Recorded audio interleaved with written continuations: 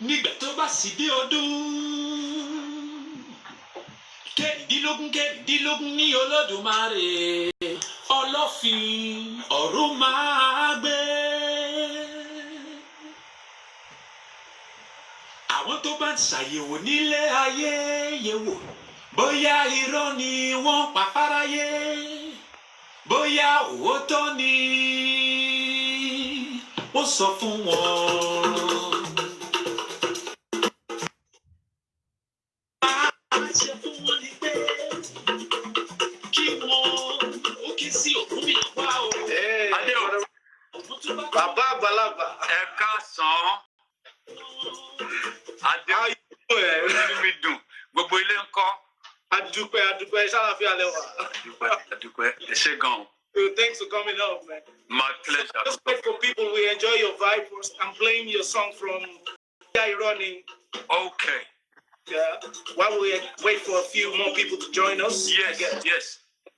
How are you doing? Yeah, not too bad. I did not too bad. Good to see you. You know, this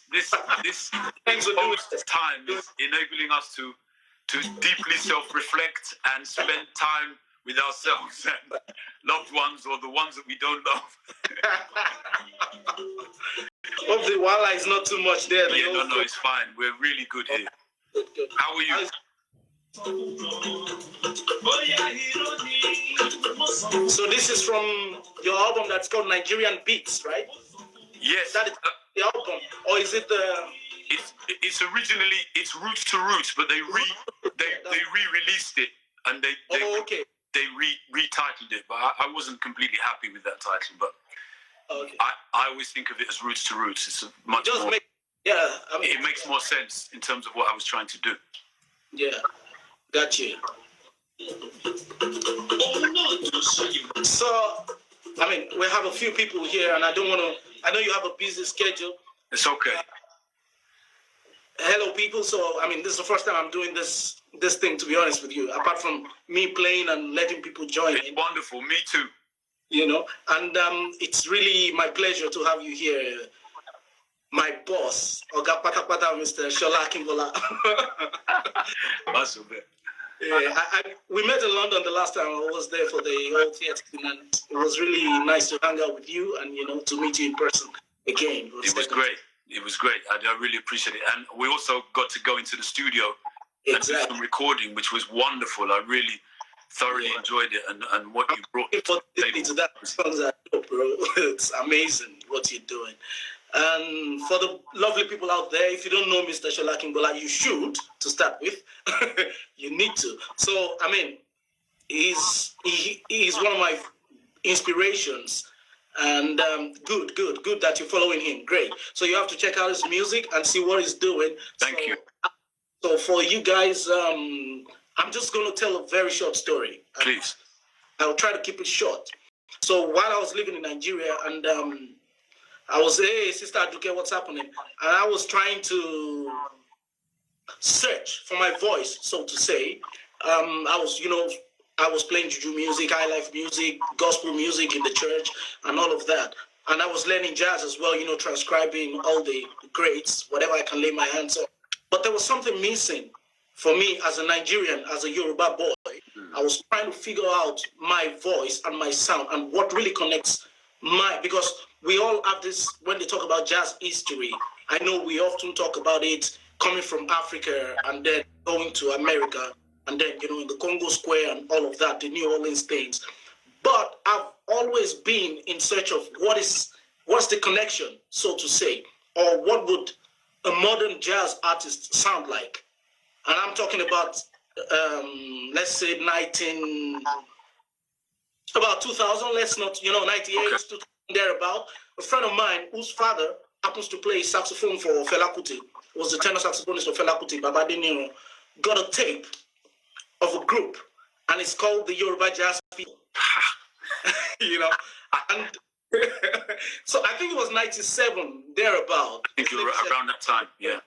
Yeah, and then this was a tape of you guys performing at the Shepherd Bush Empire and at the Jazz Cafe. Jazz Cafe in 97, 98, That's I think. Right. We were performing with Baba Tony Allen. Yes. And that cassette changed my life. Wow. You know, that cassette actually changed my life because I was listening to, I haven't really heard the Irakeres then. Maybe I had a few. I've heard, like, if I'm not mistaken, probably I have heard one song of Irakere, but I haven't really, you know, got into. Again, Irakere is a fusion of Yoruba music with jazz, right? Yes. But then it's coming from Cuba, so some things have changed during that period. So when I heard Yoruba jazz people, you have an arrangement of King Sunny Ade's Asiko, right? Yes.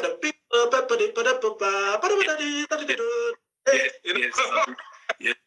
You had Anyla, which became one of the songs that I put on my repertoire for the last 10, 15 years. You had a song, I'm going to surprise you now. This is your version of this song, which is called... Oh my goodness me.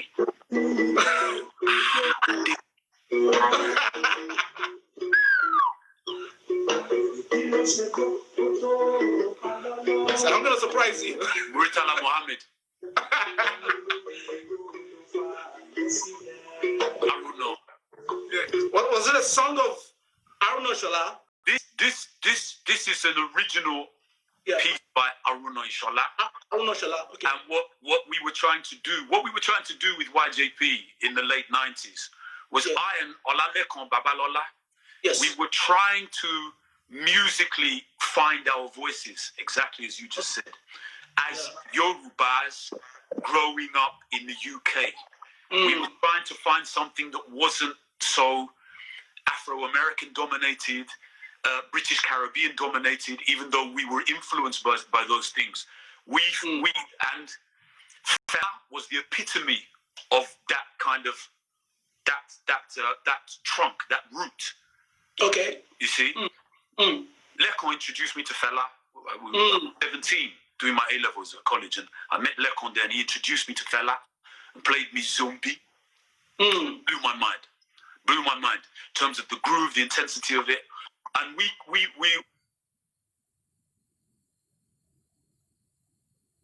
always spoke about, okay, what can we do to create our sound in the UK, in London? Lekon actually was playing with a fantastic Nigerian composer called Gaspar Lawal. Yeah, still around today, lives in London, an incredible. I mean, basically, we are children of Gaspar, Omo Gaspar Go. Both of us, we've taken different routes, but we are both trying to develop that form and musical concept that Gaspar introduced to us through also our cultural understanding of Sonny, Koliti, Isiaka Tonda, all those Yusuf Olatunji, all those, that music that we heard, or I definitely listened to when I was growing up. That was the first music that was ever played in my house. Not James Brown, not Earth, Wind and Fire, not... Lekomabala is right here with us.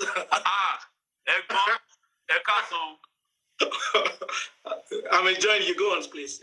Yeah, so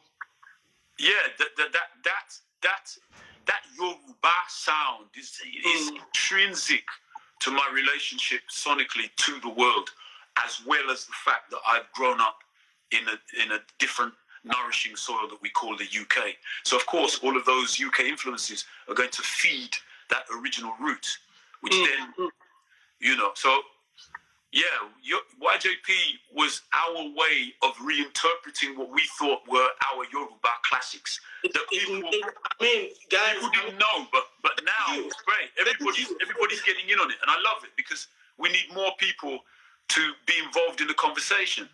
Yeah, absolutely. I mean, I got to tell you something, you know, because I'm saying, like, I was already divulging and getting into me. I was listening to all the Coltrane's, you know, from the how do you call it, from the giant step thing to the Brother Miles Davis, and I was listening to Irakere and everybody.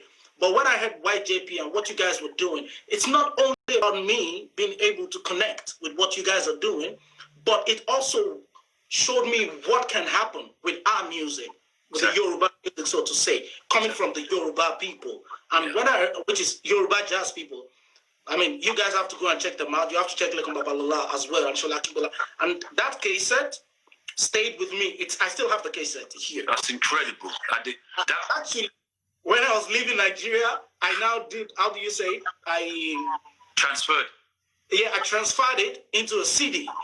You know, then it went from a CD to my hard disk, so that I have it here. I'm still listening to it. It's There's brilliant. so much from what you guys were doing. Thank you. Man. I think Tony Allen was at that show as well. Tony Allen was at that show, yeah. The bass. Yes. Yeah. Orifel Orakwe on bass. Yeah. A wonderful. Was on saxophone. Who? That was the name, Mike Smith. Mike Smith, who works with Damon Albarn for the Gorillaz. That's right. Mike Smith on saxophone. Alan Simpson on guitar. Yeah. Oh my goodness me, my memory is going. Carl van den Bosch on percussion. Oh. Oh, my brain is going. The drummer is very brilliant. Brilliant. Simon Harrison. No, Gavin Harrison was on drums. Okay. Yeah. Gavin only sat in like a day. We only had one day to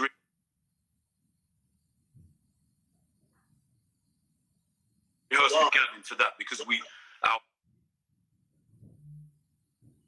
our original drummer, Christopher Dagley, he couldn't make the show. Yeah, Miguel. Yeah, nice. Wow. I mean, you guys saved my life. You changed my life. You know, you changed what I was going for, and that kind of, you know, you guys have been my school. I later discovered Lekon Babalola's project, the KLLB. KLLB, yes. And I think Lekon went ahead to permit me to call you guys by the first name. You know, yes, it's okay. And you are Agbalagba, so I have to respect that. It's okay. We're creative artists here. You know what I mean? Lekon Babala went ahead to play with Cassandra Wilson. Yes. And you joined Jamiroquai. Yes. Okay, can you tell us, I mean, first, how did this happen, you know? Was it while you were with Yoruba jazz people, or was it, I mean? I think it was before. Okay. Before I joined Jamiroquai, I was working with may he rest in peace, a jazz guitarist, UK jazz guitarist, Ronnie Jordan. I do know Ronnie Jordan. Fantastic guitarist. Yeah, that's true. You were with Ronnie Jordan, yeah. I did about from 1991, I think, to 95, 4 serious, intensely beautiful, musical, powerfully spiritual years with that band, because that band was predominantly a gospel band. Ronnie's from the church. Joel Campbell. Jamiroquai, Belgium. I think it's a fans club. Sorry for interrupting. Yeah, Joel Campbell on keys from the church. Steve Lewinson, church. Incredible bass player. He's a producer now, works with Simply Red.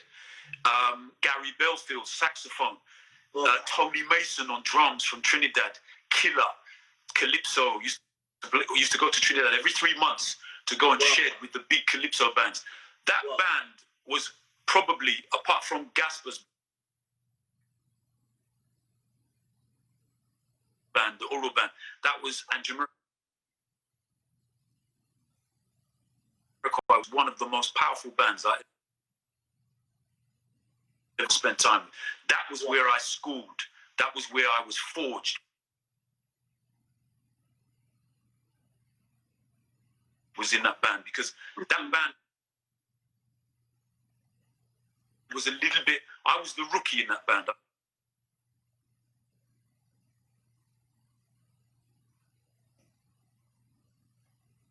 I was the young unknown. Okay, got you. And I had to cry and sweat. I used to go back to my hotel room every night in tears that wasn't good enough. Sure. But everything I learned in that band in terms of independence, song arrangement, harmony,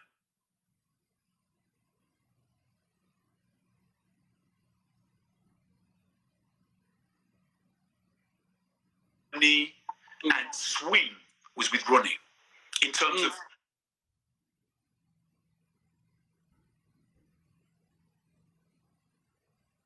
that, like what you're talking about, that gospel, jazz, American.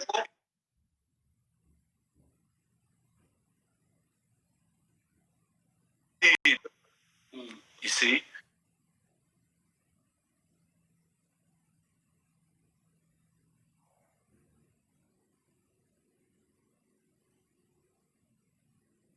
But what Ronnie loved was that I was bringing percussively, I wasn't bringing an Afro-Cuban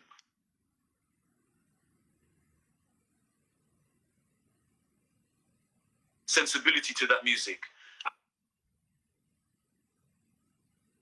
I was bringing a Yoruba sensibility to the music in the way, the patterns that I would use. I'm a keen advocate of our traditional drummers. I don't care what anybody says to me. You know, my father, we used to argue, said, Losi school. I said, that's got nothing to do with it. They are one of the depositories of our culture. Yeah. That drum is that.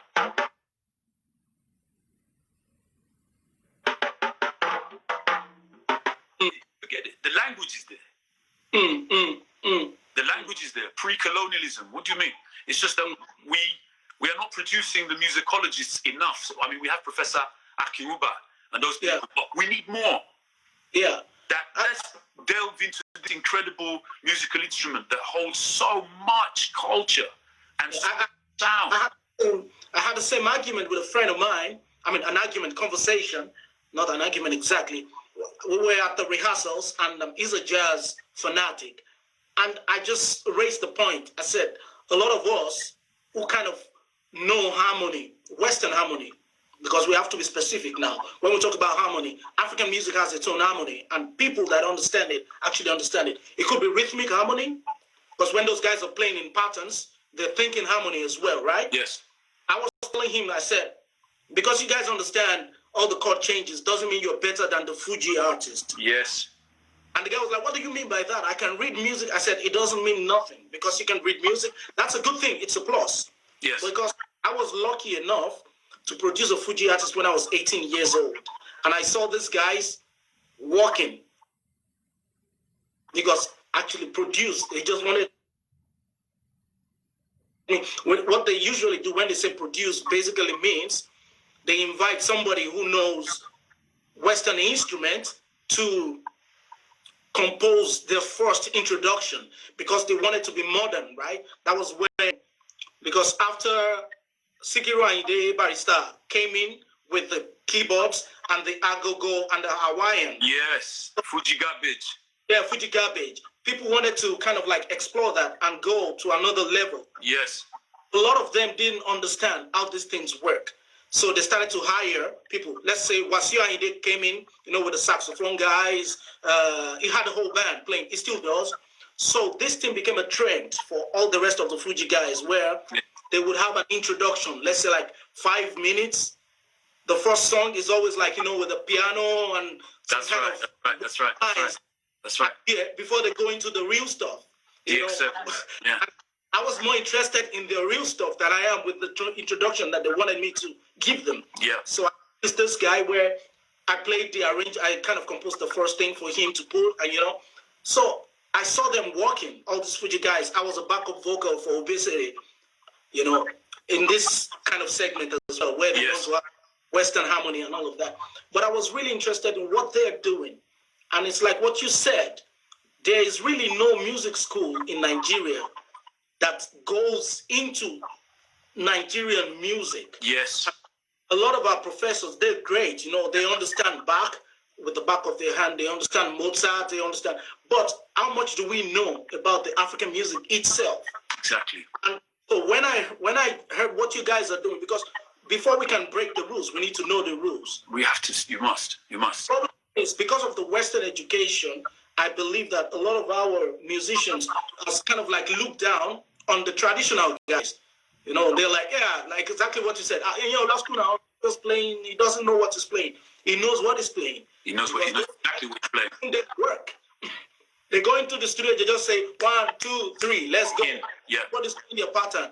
And there's never an overlap. There's no clash. And it's tight. And also the thing for me is the thing that has always interested me about our Yoruba music is the way it swings. And for me, that really is a really difficult thing to quantify or to express. Swing, and it really is, because when you hear the top American jazz guys, your Max Roaches, your Philly Joe Jones, your Tony Williams, your Steve Gadd, when you hear those boys swing, it's slightly different to the way Baba Tony swings. Absolutely. But the swing is there. Yeah. It's slightly different to the way El Negro Horacio Hernandez in Cuba, and Julito Barreto, Rodney Barreto. Yeah. That Cuban swing, that Latin swing is different, but it's an interpretation of a particular kind of swing, which perhaps leads us back to the source of where is from West Africa, or from the continent, wherever those people in that continent were taken from into the New World.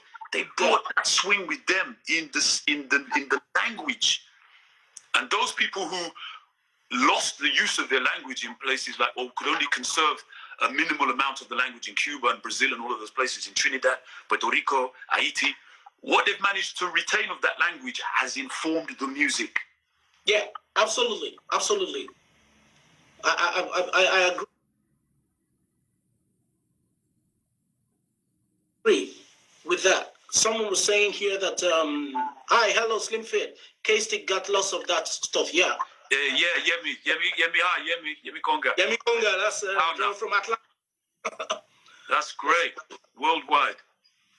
So, yeah, coming to what you said, like about the swing, I kind of realized or discovered that when I was in Lagos once. I was listening to Tony Allen's drum on, I can't remember which of Fela's track it was. And it was the period that I was really deep into jazz. I was really listening mostly to jazz stuff. And I started to hear the swing of it. Like I started to hear the ride. And I was like, whoa, this guy's actually swinging. Yeah. And that was when it kind of started. I started to see the connection of Fela's music and jazz in that sense, the swing. Of course, the swings are kind of different, and it's relative, because the way Africans get their swing is totally different, like what you're saying. I mean, like what I don't know, because what I hear in some of the things that you do, it's the way you have been able to marry. Hey, Yusuf. Do you know Yusuf Ahmed? He's a fantastic drummer friend of mine in the UK. Nice to meet you, Yusuf. He's in the UK. He's in the UK. He's a drummer. Hopefully, when the pandemic gets, we will get together. He says hi. So you've been able to fuse all those things from your love for the African, because were you born in Nigeria? I was born in Nigeria, but I came here at the age of a year old or something like that. So I was born in Oregon. Oh, okay. So I always feel that time there is what drives me to a certain extent. My love for Yoruba it borders on an obsession. Obviously, because I've been removed from Yoruba land for so many years throughout my family growing up here. But I think of all of my siblings, I'm the one that for some reason, it's the language. The language just speaks to me. The music in the language speaks to me. So I'm always looking for a way to balance up that I've been here over 50 years in this country. So I'm looking to balance up that side of my identity. And this was the thing that was so important for Ian Lekon about Yoruba jazz people, because it became a vehicle through which I was able to explore more about what it means to be a Yoruba boy. I'm the son of Akingbola, the son of Monikoyi, the son of Alakilaro Ife. Okay, what does that mean? Then suddenly I was able to expand and explore these incredible poems and proverbs that represent so much about how we create ourselves as a people. And that's not to say we are a special people. That's to do with all humans. But I'm interested in our own self-cultivation.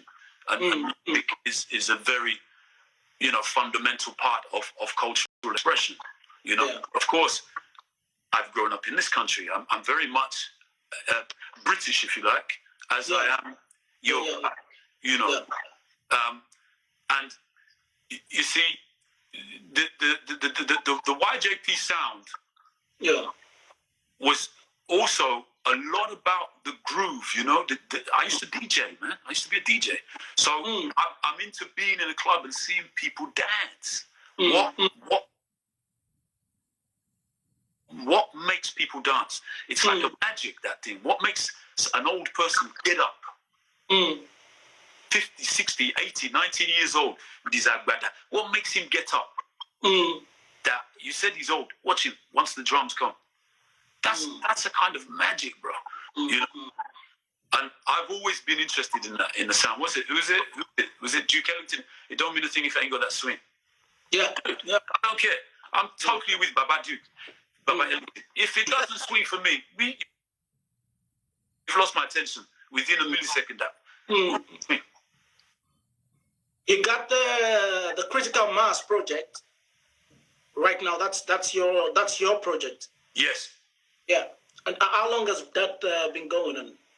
Well, Critical Mass really started after I recorded Roots to Roots. So I just wanted to create a live situation to try and explore Roots to Roots live, which is, as you know, the album is just voices and percussion.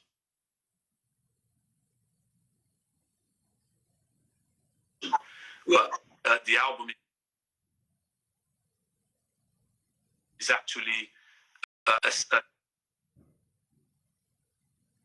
10 poems that I learnt and heard on my journey to Nigeria with Lekon Babalawo. Again, we went to film some Babalawo, and I was again. It was a powerful moment. We were up all night listening to 4 Babalawos reciting beautiful poetry. Baba Fagun, Baba Ekeri, and somebody else. I've forgotten his name now. Terrible. And they were reciting all night. I fell asleep. Wow. I woke up. These were old men. Wow. I woke up. They were still reciting. And as I woke up, I swear, I thought I was dreaming. What I heard Coltrane, Miles, and Charlie Parker. And that's what I heard in the way the 4 Babalawos were reciting the verses. So I started to hear this melody.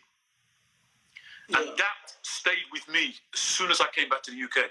So these people from ARC got in touch with me that, we've been trying to get you to make an album for us for a long time. And I've been resisting them because I said, I've got no idea of what I want to write. I can't just go in and write music. I gotta be trying to think about something or inquire about something. So this time in Nigeria with Lekon, with the Babalawos, was the catalyst that, oh my goodness me, this sound, what is this? So that was what the album was, Roots to Roots. That it was a way to explore those poems which have incredible philosophical wealth and wisdom and I mean, you're kidding me, man. You know, if you think about the Hebrews, they have the Torah, they have the Midrash, they have their corpus of knowledge that is their own.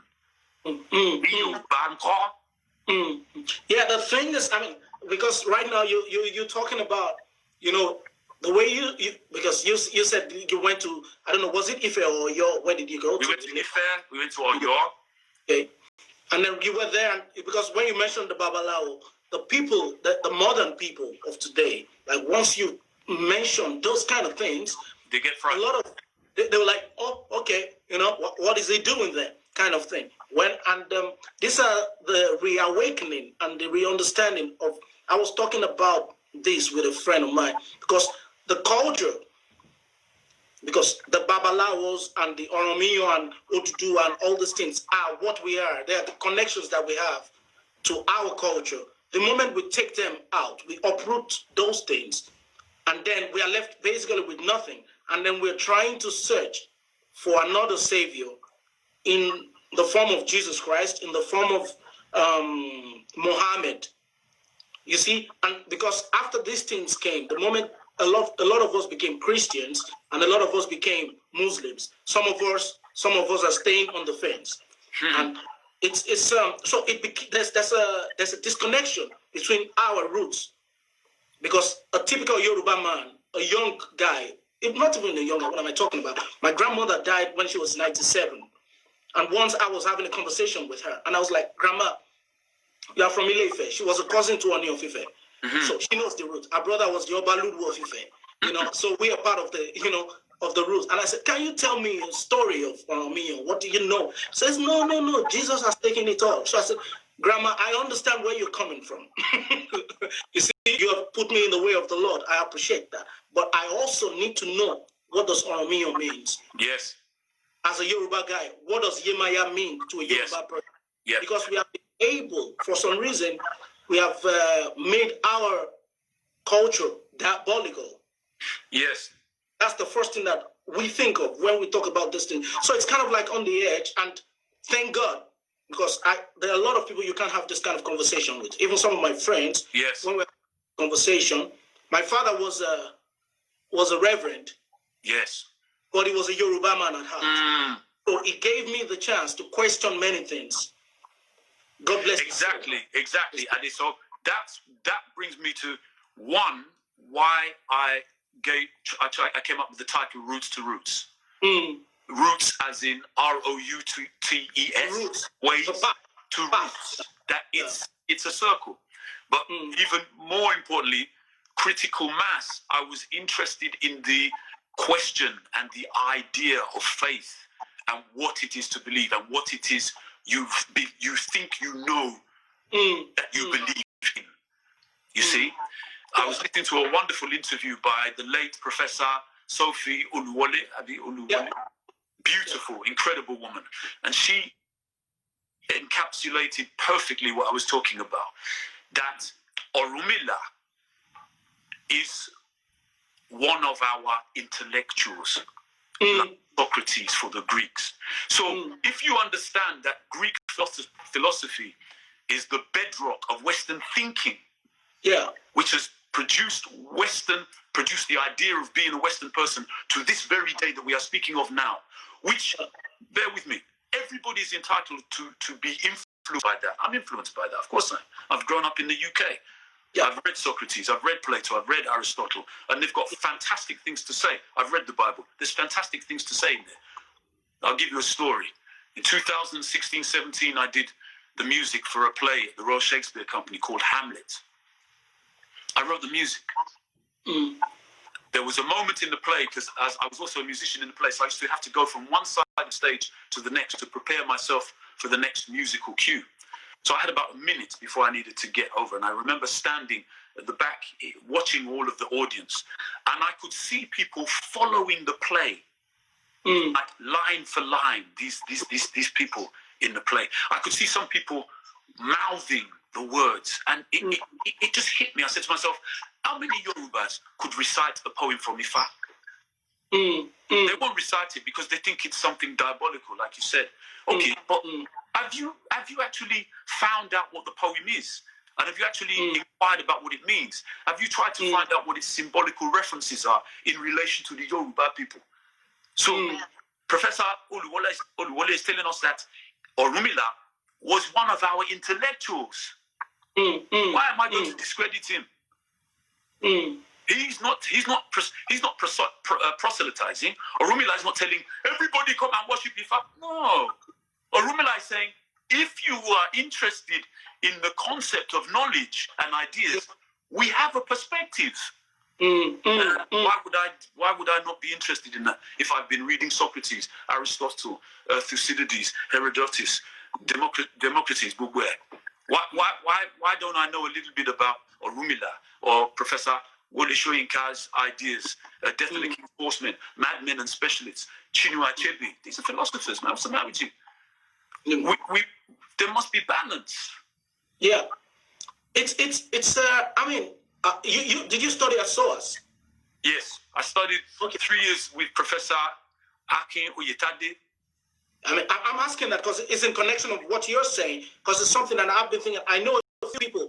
Let's talk about like the old Ifa religion, where a lot of our people are actually, they would rather go to Cuba or Brazil to get the knowledge of Yoruba, while the roots is actually in Nigeria, which can also generate income for the country in terms of tourism. Exactly. But because we've lost a whole lot of those things, and it's like, I mean, my grandmother, I would say my grandmother's 97.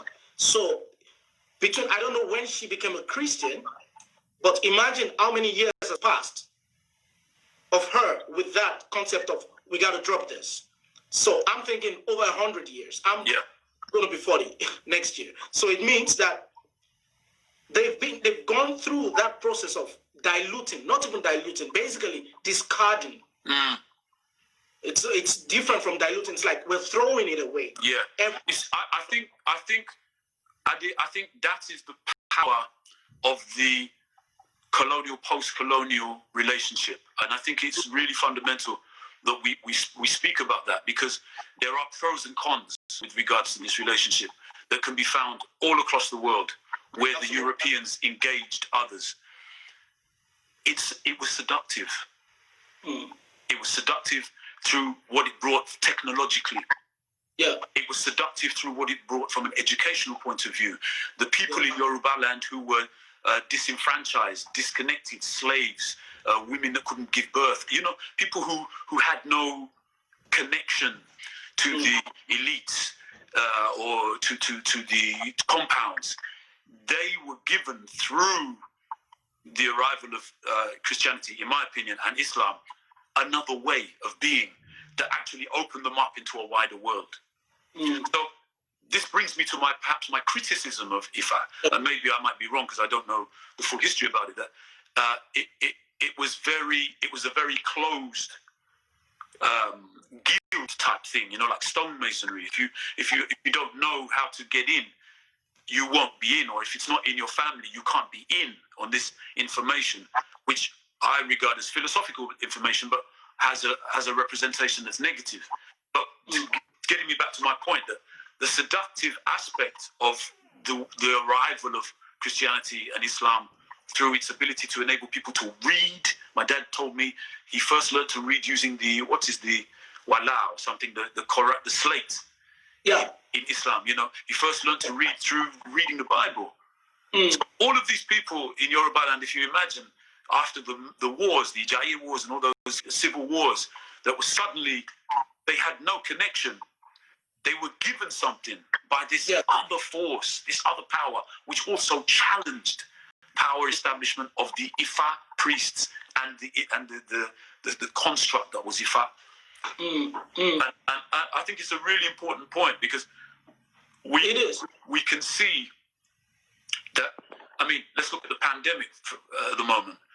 This pandemic has brought us into a position whereby we can't rely on our nationalistic sensibilities that, the Nigerians are going to find a cure, the Americans are going to find a cure, the Chinese are going to find a cure, the Germans are going to find a cure, even though we know through human nature that's going to be a dynamic that's going on in their minds. This is a global situation. This is that's affecting all humanity. So if we are able to tap into the ability for humanity to share its deep knowledge and develop its deep knowledge for the good of man, not just for the Yorubas, not just for the Chinese, not just for the English, not just for the French and the Germans, because that's where we're going with this pandemic. This pandemic is showing us that, where you going? We thought it was all about the Americans. We thought it was all about the Chinese. Chinese have got problems there. The Americans are struggling. France is struggling. Italy's struggling. Well, we're going to sit back and watch those people suffer? No way. What is the information for?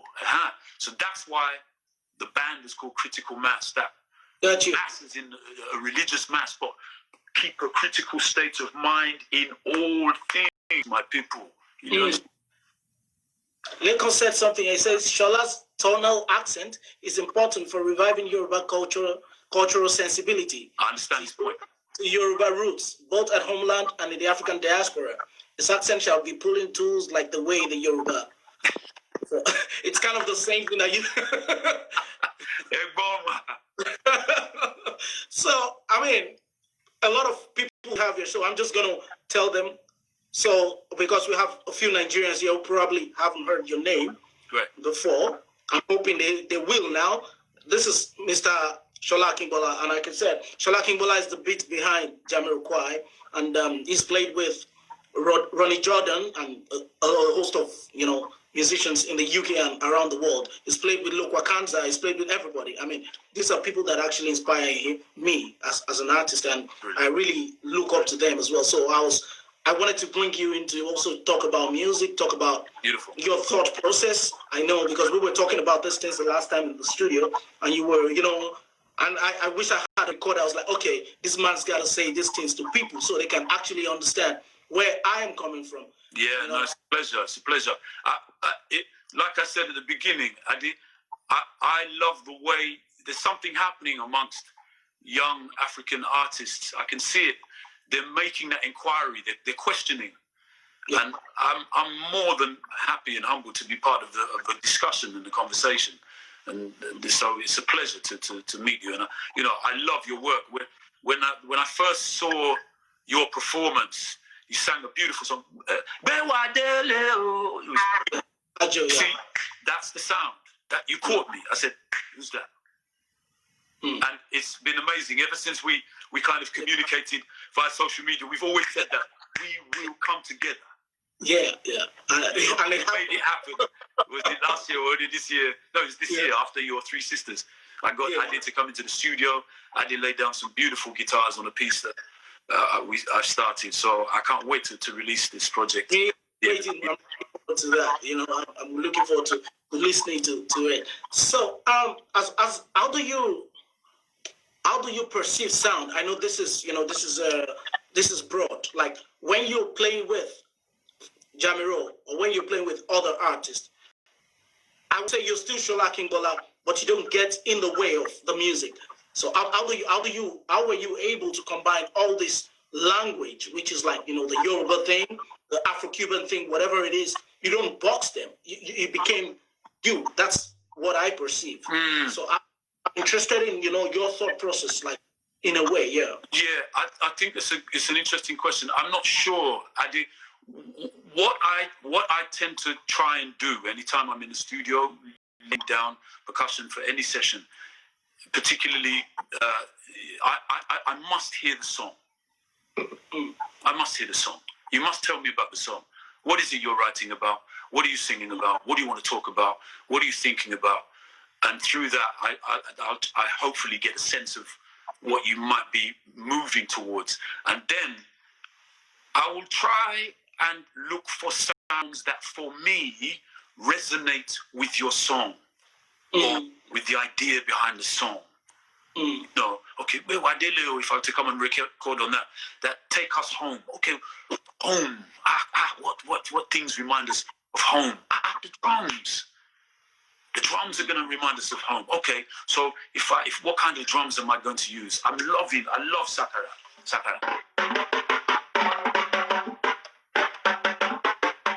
I love it. So I will use this. I'll layer 4 of these. I will create a phrase.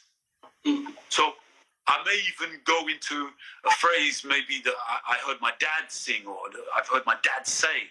I will reproduce it on the drums. And then try and see if that fits into the piece. Most of the time it does, because of course the producer doesn't know what I'm using. He doesn't know that I'm using both. But once he likes it, I said, you happy? He's happy with it. Great. And then when people ask me, why did you play that? Well, it's actually a proverb. So that's a great thing. Sorry, this is Gumi Loro, that's a guitarist. Yes. He's asking, shout out to you. It's awesome. What instrument does Mr. Sola Akingbola play? Do you want to answer that?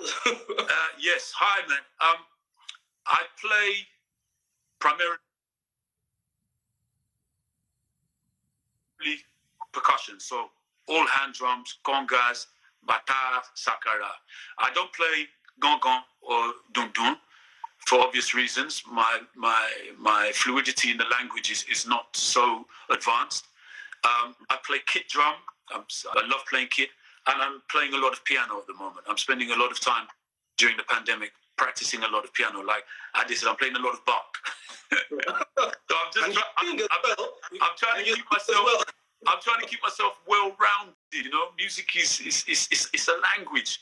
So at the moment, I'm, as well as being interested in the Yoruba language, I'm interested in the European musical language, and I'm exploring that by going back to their own Baba Agbas, Bach, Beethoven, Mozart, Haydn, Handel, Schubert. I want to hear what they are talking about and why they were writing that music at that time.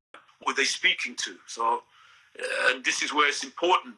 And I say this to all of our musicians and artists.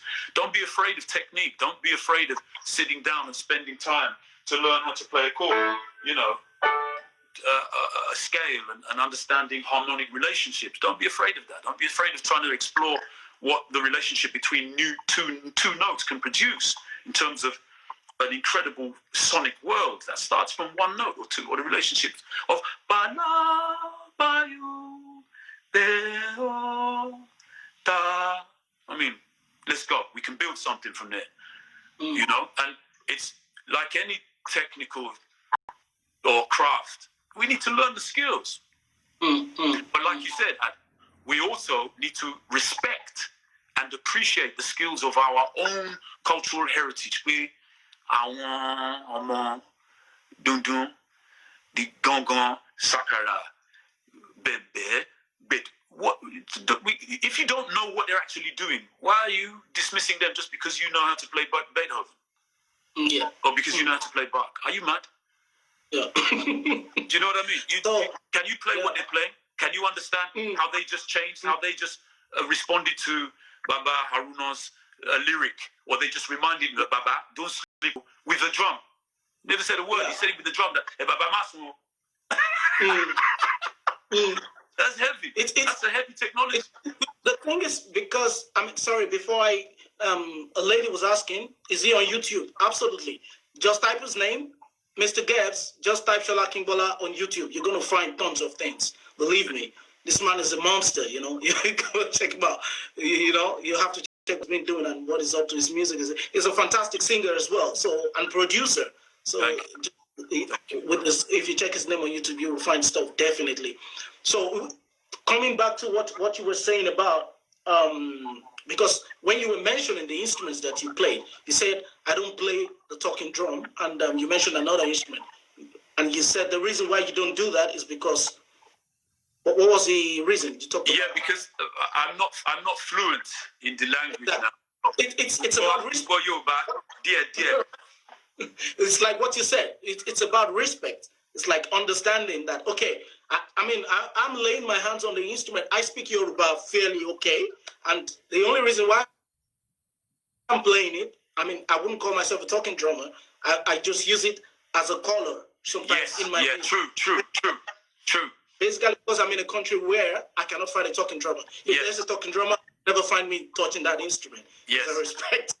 So speaking of understanding the language, because that's what you were saying now, if I understand correctly, it's like, because you need to understand the language deep enough.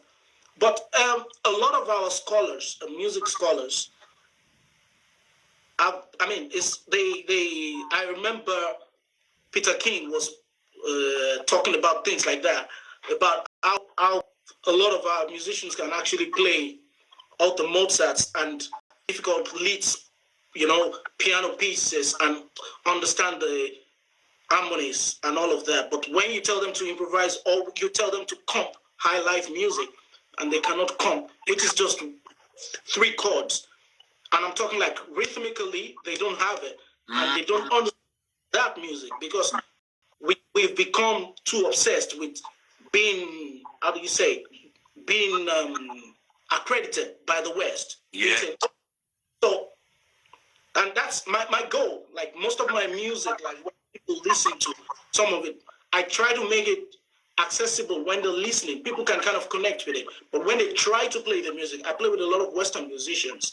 And the thing is, I see their faces when they're about to attempt my music. That's when they actually understand that, dude, it sounds simple. It's not. Yes. Yeah. It's not. Especially when you use a lot of rhythms that we are used to as Yoruba people, that is in the culture. Yes. And that's when they kind of lose their feet, which is exactly the same thing that happens to jazz. When the jazz Americans are telling you don't swing, it's basically you don't feel the rhythm enough, right? Yes. Not because you don't understand swing. It's just that's right. There's that impactness that you don't have. Exactly. And what's interesting with that, and it is okay. How does one go about feeling that music if you're 6,000-7,000 miles away? You know, this is where. Yeah. So, for example, you're asking me. I mean, I grew up my teenage years in this country in London.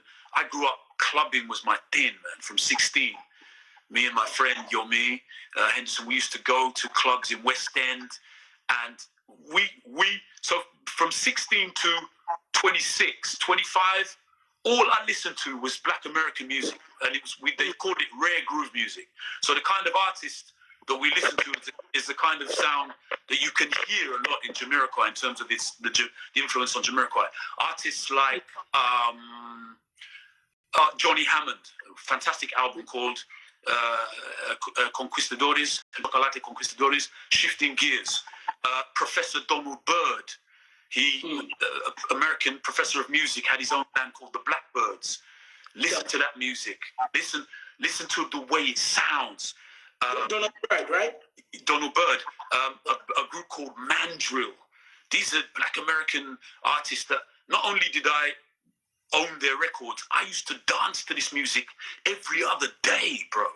So my embodiment between 16 and 23, 24 was deeply influenced and affected by that music. You know, Earth, Wind and Fire, Funkadelic.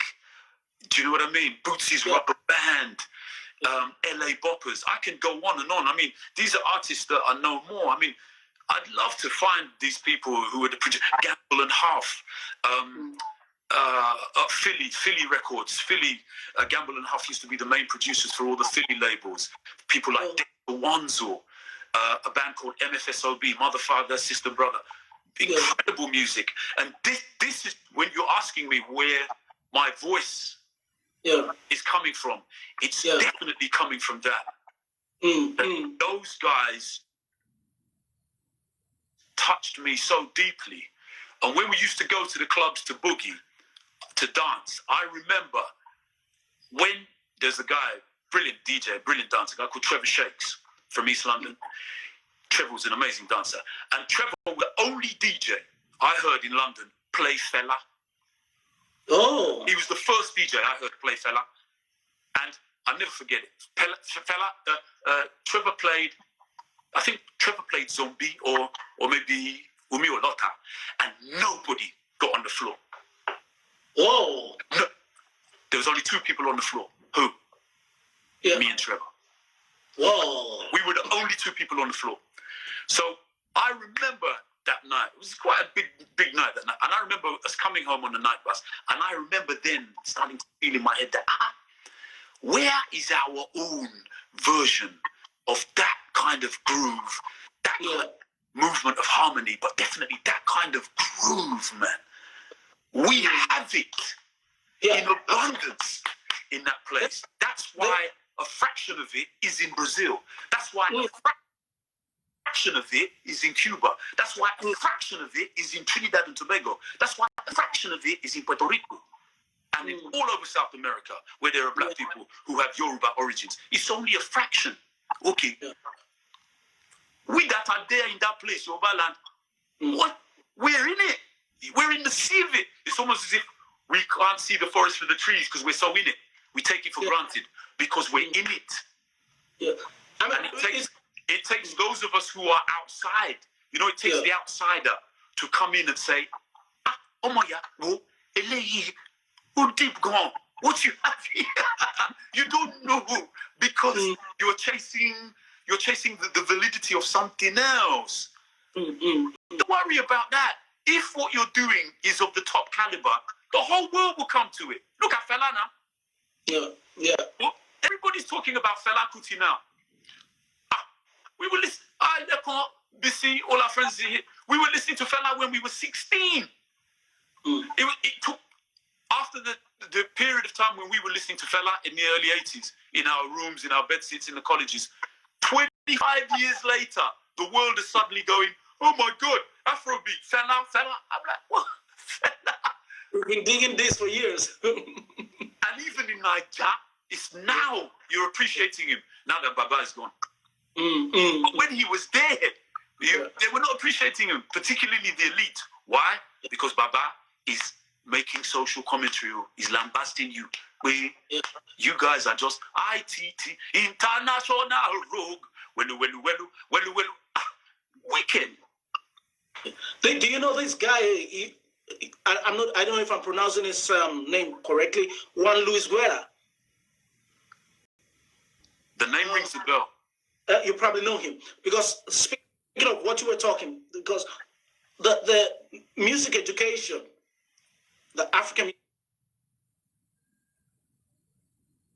music education. I mean, only South Africa, in my opinion, or Mozambique. I don't know, because there's a thing about Mozambican sound. They've been able to keep their rhythm into the music. Yeah. Right? The South Africans did the same with their choir. Yes. With the choral thing, right? Yes. With us as Yorubas, because I've been trying to find, or Nigerians to be precise, I've been trying to find that connection, and I'm not talking about, because there's a pop music. Every world, every country has its own pop segment that is selling, that is, closing out stadiums and whatever. Yes. But then they also have the other segment of art music. Yes. That is development. Concerts, festivals, club goers, where you have that balance. So even if they might not be able to sell the stadium, the O2, but they're going to sell out the Jazz Cafe or Ronnie Scott. Yes.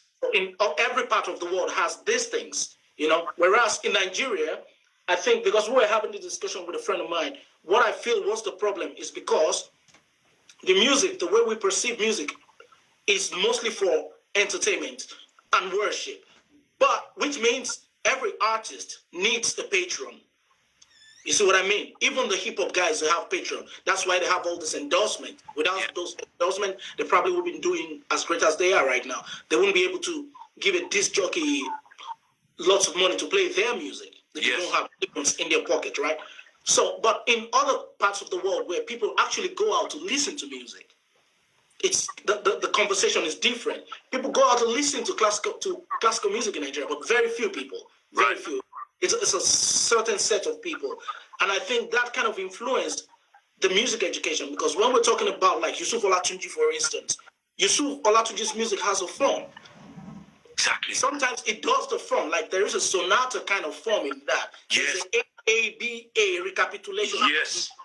It starts from the A, then it goes on, then it picks up the A1, then he's taking that guy, he keeps in, brings another person in, then it goes into his B, where they might go from that fast tempo and bring it down. Yes. Then at the end, it goes back to the A, the recapitulation. So his music actually has a form, even without understanding the Western form of music. Exactly.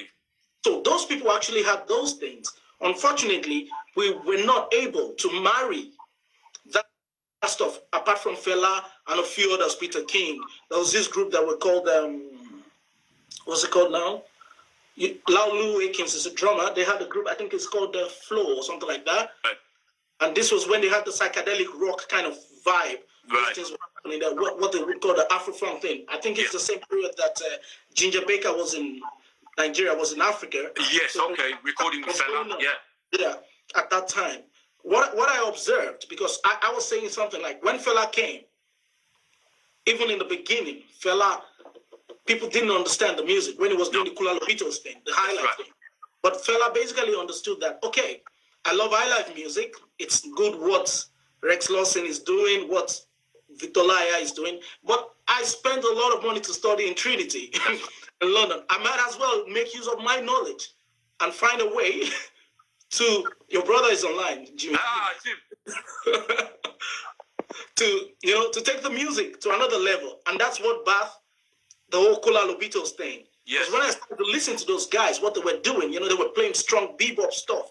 The trumpet player, the saxophone players, they could play. That's right. They could play. And I was like, whoa, these people, even most of the things that those men were playing then, a lot of guys now cannot play it today. But then Fela needed to evolve because the Nigerian audience weren't catching up. It was too intellectual for them. And that was when the Egbemi, the African 70s. That's right. And apparently the story goes is that his mother told him, because he spoke to his mother and he was concerned that what's happening? People are not getting my music. Yeah. And then she kind of gave him the cue that you need to play music that's going to appeal to almost gave him the cue to appeal to the street, man. What are the people on the street listening to? And that's how his thing just changed. Bam! Egypt 70. Bam! Baba 70. Bam! Incredible, man. Incredible. And the music evolved from there. But my point is, the music of Fela, it took a period of development. Yes. So the artists, I believe, should be, we're hoping that you, myself, Lekan Babalola, Femi Temowo, Michael Olatruja, all this, there's a lot of great artists outside of the shores of Nigeria that, you guys are doing great things, you're influencing us, but a lot of people don't even know those things are happening. Yes. So I believe that in one side of it, I believe that everybody else should have the opportunity to listen, to watch what you guys are doing and what we're trying to do, and find a way to actually do it together in a way. Definitely. And also,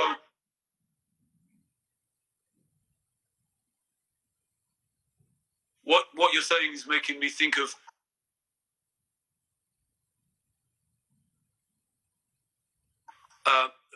having the structures in place in Nigeria, where there are places where these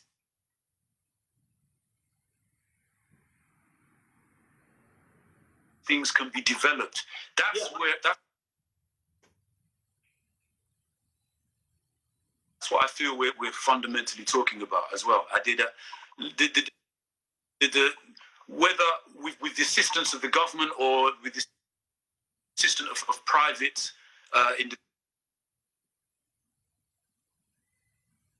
individuals, sponsors, what kind of structure can we set up to develop the future of the music and of the culture, of the potential for songs, of the potential for films, of the potential for plays, for the potential of so much things. And like you said, as a cultural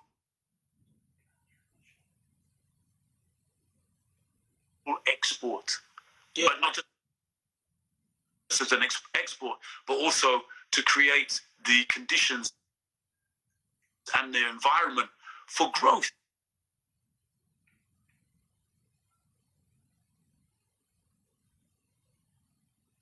For the future. Are you telling me that in 100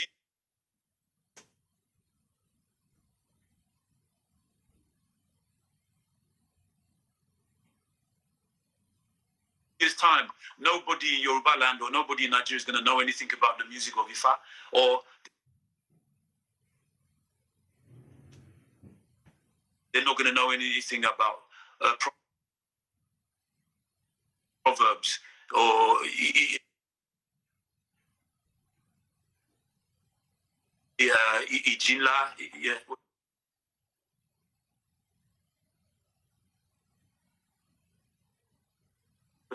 Ogun songs.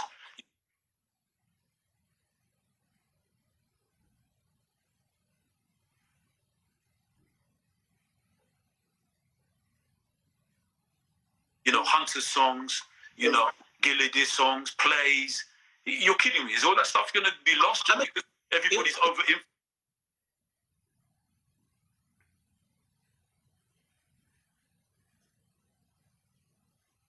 influenced by Western monotheism and Western religious concepts?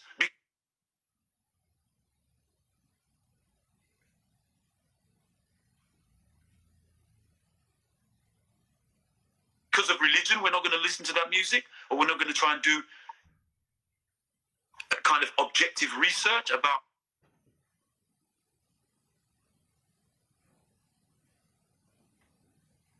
the beauty and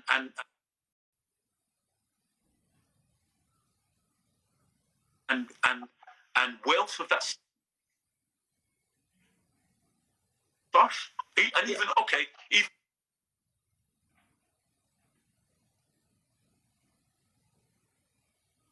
from a curatory point of view, as a curator, why don't we curate it?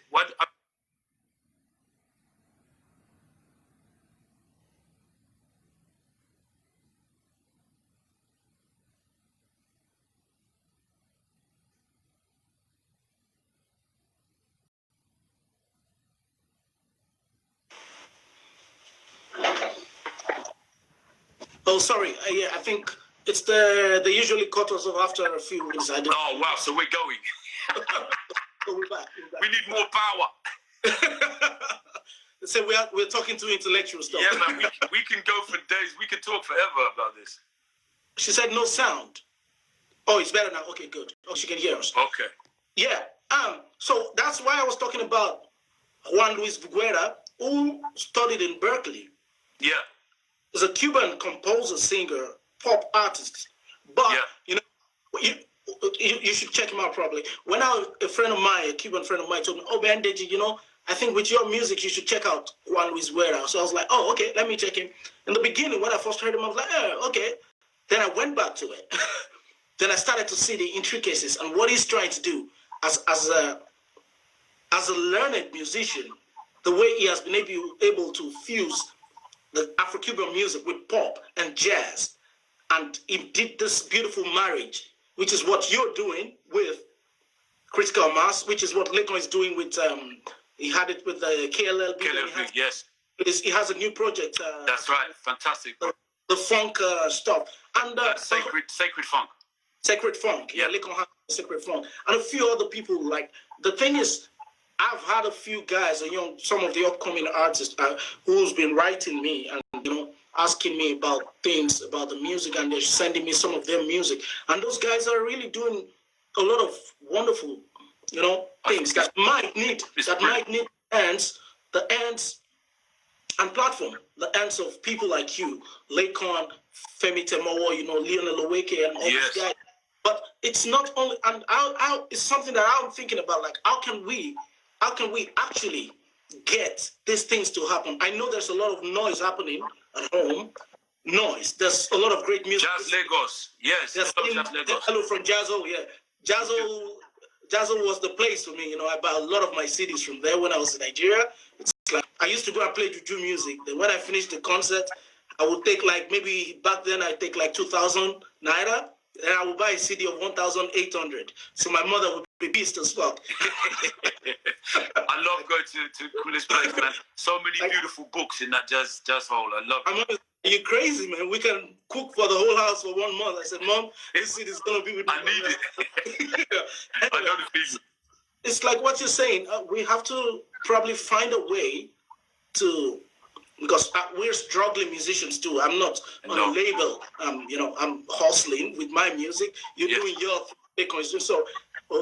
So I've been thinking if there's a way we kind of, when I say together and find a platform, maybe once a year, and like do something like a conference and performances. I think it's a really good idea. Invite a lot of people. There's an artist in Lagos who does also what he calls folk music, but it's beautiful too. Beautiful Nubia is his name. I don't know if you've ever heard of him. Okay, I know the name. I'll send you his link. Really beautiful songs. Okay. I think he also started a while ago, and he's been on the scene he's very unique. It's more like a folk stuff, combining all these things. And there's a lot of artists, I believe, in Nigeria that they have something to say. And again, it's not to go against, because I was telling a friend of mine that because of the new sound, even songs that are like 20, 30 years old are becoming old, but they are not old. They're not old, exactly. We need to, this is my point, this brings us back to Yoruba jazz people. Yeah. We were trying to reinterpret the classics. That is what is constantly happening in the West. The West is not just a fantastic edifice of modernity by accident. The West are constantly reinterpreting their classics. Don't throw the baby out with the bathwater, man. Let's find the things within the culture that can be rooted, and we can grow in things that can be incredibly lasting. I think your point is really important. That we need to find, or to try and help to create a platform to come together every year. Yeah. There's an amazing woman in Nigeria, Lola Shoni. Shoni, yeah. She does the Ake Book Festival. Yeah,